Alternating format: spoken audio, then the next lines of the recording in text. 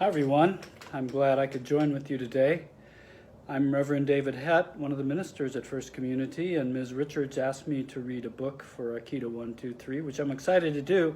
Particularly excited about the book that she chose for me to read, which is called Ganesha's Sweet Tooth. And if you see Ganesha, he looks like he has an elephant head, because he does.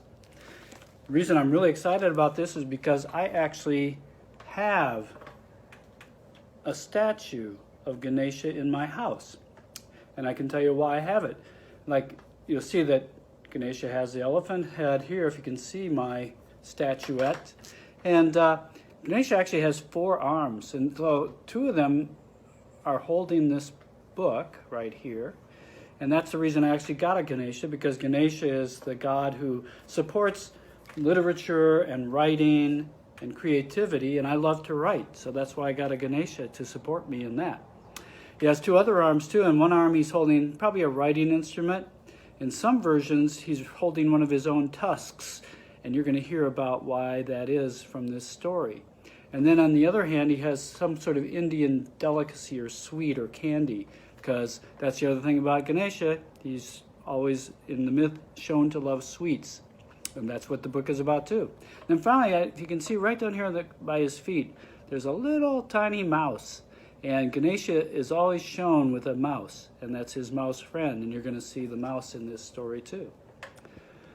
So let me read you the book about Ganesha, and it's about actually his writing the Mahabharata, which is this very, very long story that has a long word for its name too, that's a part of Indian mythology.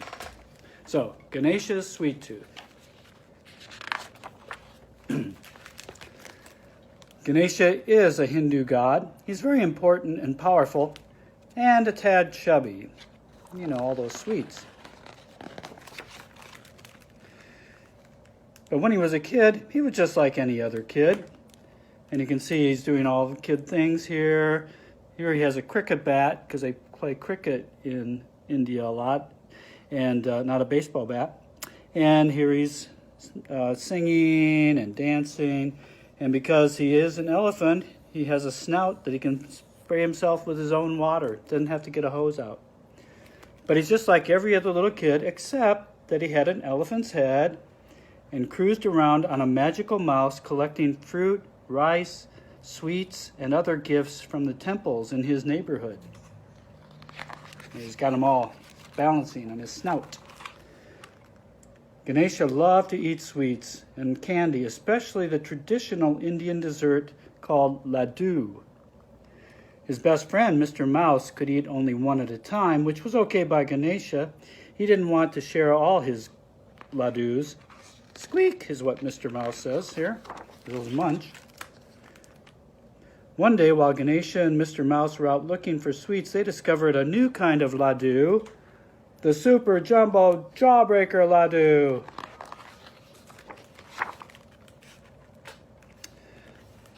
Ganesha snatched up the shiny treat and was about to eat it right there on the spot. "Wait," squeaked Mr. Mouse. "Don't eat it. It's a jawbreaker. It'll break your tusk." "But I'm a god," said Ganesha. "I'm invincible." Ganesha popped the laddu in his mouth. He bit down and guess what? Snap! Squeak! "Oh no!" Mr. Mouse yelled. "How will I ever put my tusk back on?" Ganesha wailed. Ganesha was very clever and tried all sorts of ideas. What if I tie it with a string? What if I stick it on with glue? Maybe I could just hold it on with my hand. But nothing worked. "I look lopsided," he said. "Everyone will laugh at me." "No, they won't," said Mr. Mouse. "Everyone loses their teeth. Maybe you've lost some teeth. And besides, you already have an elephant's head and your friends still love you." Mr. Mouse makes a very good point there. Ganesha wasn't convinced. He thought he looked awful. He took all his anger and frustration and hurled his tusk at the moon. But the tusk didn't hit the moon. It sailed over a bush and hit the head of an old man who was walking by. Bonk. Oops. "Is this your tusk?" the old man asked. "I'm sorry," said Ganesha. "I didn't mean to hit you. I was aiming for the moon."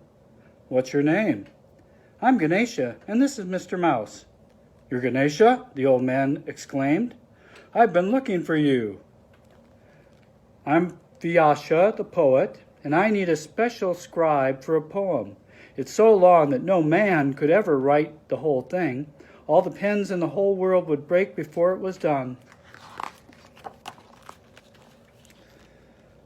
"I'm not a man," said Ganesha, "and I love stories, but I don't have anything to write with." "What about your tusk?" Vyasha asked. "That's just a big tooth," Ganesha said. "It's a very special tooth," Vyasha explained, handing Ganesha a piece of paper. "Give it a try." Ganesha took the paper and pressed down with the tip of his tusk. It made a mark. Ganesha was so excited that he drew a flower and a tree and a picture of Mr. Mouse, along with a few of his other favorite things. "I love my tusk," said Ganesha. "I'd be happy to help you. What is the story about?" "The beginning of things," said Vyasha. "It's rather hard to sum up. It's called the Mahabharata, a long word for a long story."